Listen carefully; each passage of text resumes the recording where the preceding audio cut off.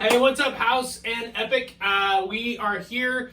We've got enough distance between us because we've washed our hands, sanitized. We're good. Maybe not. Just barely. Just barely enough distance here. Hey, we know we're in some unprecedented times, and one of the things that Johnny and I really want to be a part of is trying to still keep community happening. So between the Bible reading plan, some weekly check-ins, and then we want to teach through Philippians, which is what the Bible reading plan is going to be about. We just want to do some check-ins. So we're going to jump right into Philippians chapter 1. I want to talk about a couple verses to give you some encouragement, and then we'll talk through what the week is going to look like. Okay? Cool. Here we go. Philippians chapter 1. Go right away to verse 9. Paul is writing Philippians to a group of people that he already knows. He's writing to a group of believers that are following Jesus. What you need to know is Paul is literally on death row. Like he's on house arrest within his home that he's in. This is it for him. Church history tells us he's beheaded. And this is the last document that he writes, the last letter that he writes. Paul writes majority of the New Testament. He has this dramatic encounter with Jesus. You can find it in the book of Acts if you're ever really curious about it.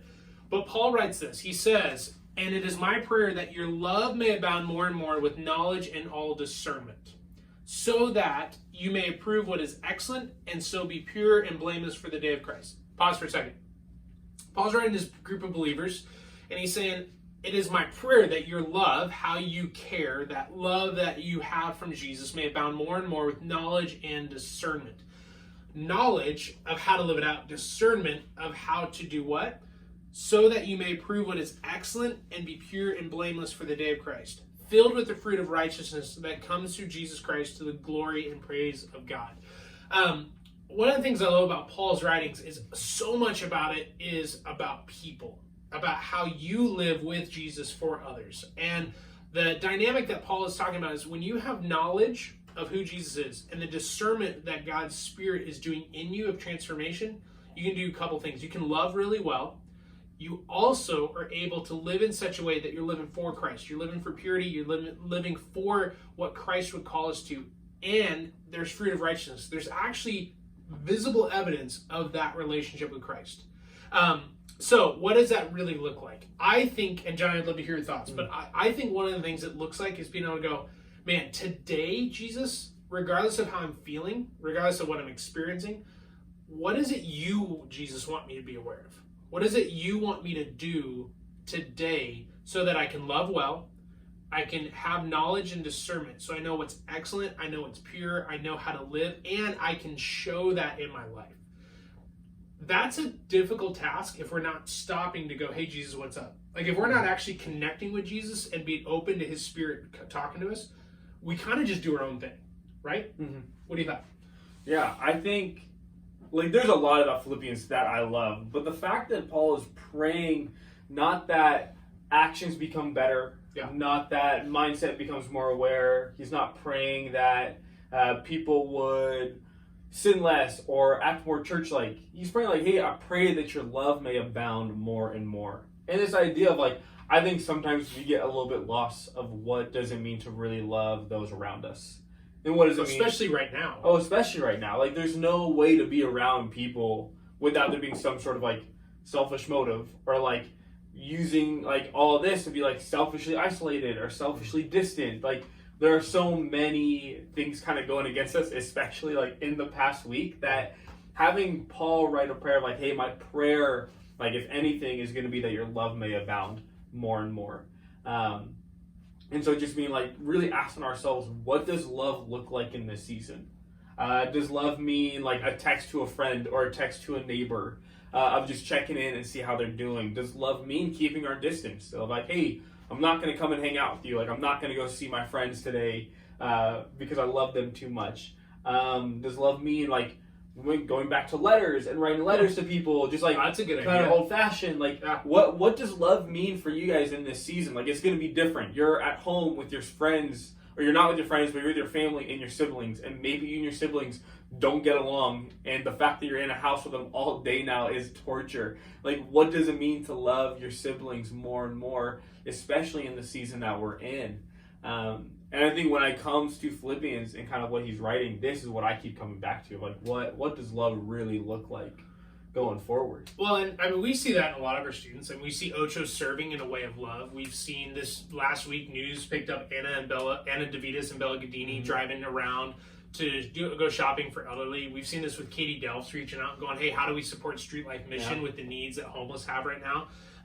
We even see it with our leaders. Like at the time we're recording this, it's Sunday the 22nd. So tonight we're actually logging on with all of our leaders to go, hey, how do we care for students in this season? So I think love looks a lot of different ways, but what's the motive? And that's what I love. Like chapter 1's huge. We're only talking a couple verses, but if you jump ahead to verse 21, Paul says this: for me to live is Christ and die is gain. Now remember context. This is it for Paul. Like he knows he's going to death. Yeah.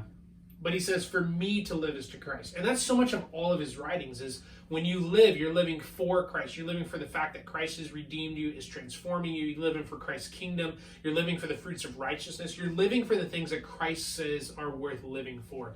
And that's really hard to do right now because here's what I know for a lot of you students, because we've been FaceTiming, we've been talking, we've been texting with a bunch of you. You're overwhelmed. You're frustrated. You're sad, there's a little maybe some anxiousness happening. For some of you, maybe reality of some depression.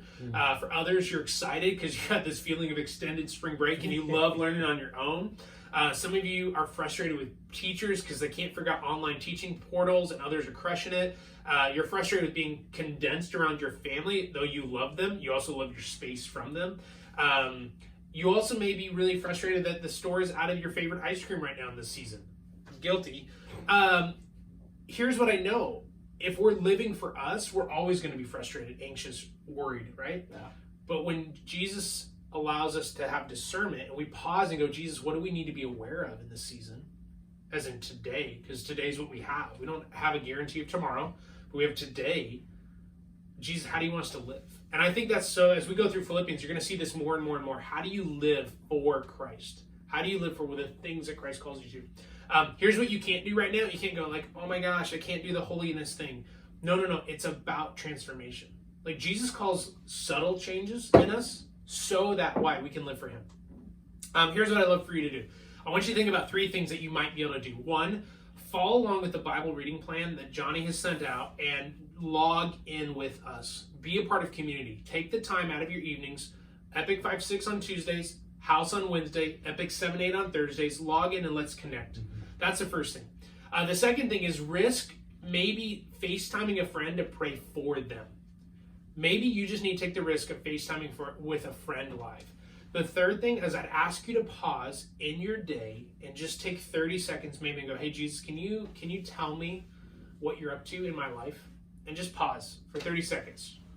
No music, no nothing. Just pause. Develop that habit. You're in an opportune time to actually develop some healthy habits spending time with Jesus. So those are my thoughts. What do you got? Yeah. The one last thing I would encourage you guys in is Danny and I have both kind of brought this up, but community is important regardless of we're distant or together. And a lot of you are upperclassmen, maybe going to be heading out to college soon, and you have a lot of great friends here. And once you guys go to college, you're all going to different places, and you're not going to be in the same community that you're used to.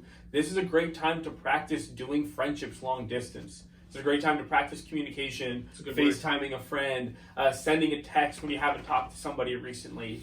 I know this feels weird, but for some of you, these kind of friendships are going to become your reality.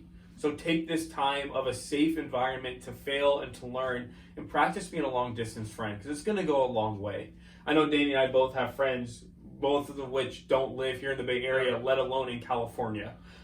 So this is like a practice that I've had. This is a practice Danny's have had. This is a practice that you guys can start working on, and it will help you going forward. So, that'd be my last encouragement for you guys today. It's good. Hey, we love you, House. Love you, Epic. We'll be talking soon. Give us some comments on the feed of what you're thinking, even what this has stirred in you, and anything else? Hopefully we'll see you this week on our Zoom calls. It's all going on in the emails. Check Instagram, all that fun stuff. But we hope to be chatting with you guys soon. Enjoy the rest of your Sunday. Adios.